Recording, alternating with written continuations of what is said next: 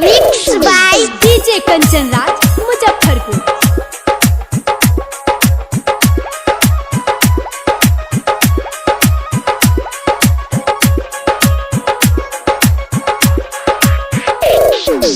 मिले खातिर हमारा से वो घरवा में आ जाला, मिले खातिर हमारा से वो घरवा में आ जाला।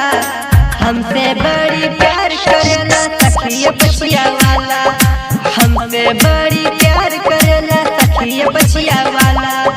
कहिले जवन सखी लाके उ दे जाला, कहिले जवन सखी लाके उ दे जाला।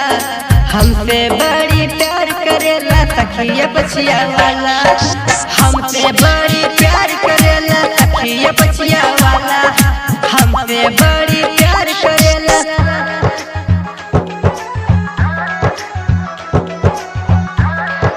Mix by DJ Kanchan Raj Muzaffarpur.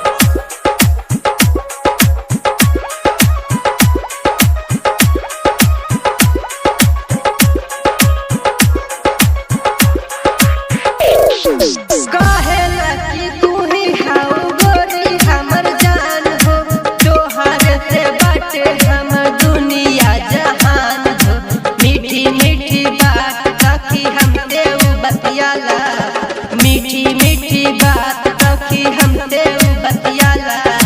हमसे बड़ी प्यार करेला सखिया बचिया वाला, हमसे बड़ी प्यार करेला सखिया बचिया वाला।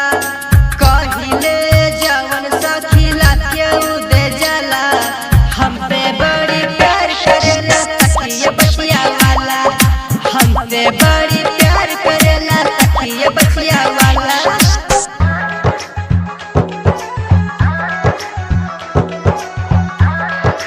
Mix by DJ Kanchan Raj Muzaffarpur.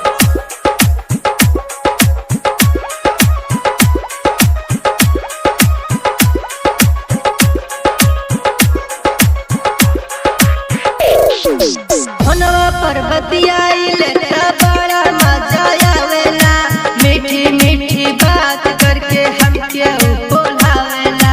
Anil आजाद दिन बिहारी हमसे न खिसियाला, अनिल आजाद दिन बिहारी हमसे न खिसियाला। हमसे बड़ी प्यार करेला सखिया बचिया वाला, हमसे बड़ी प्यार करेला सखिया बचिया वाला। मिले खातिर हमारा से उ घरवा में आ जाला, मिले खातिर हमारा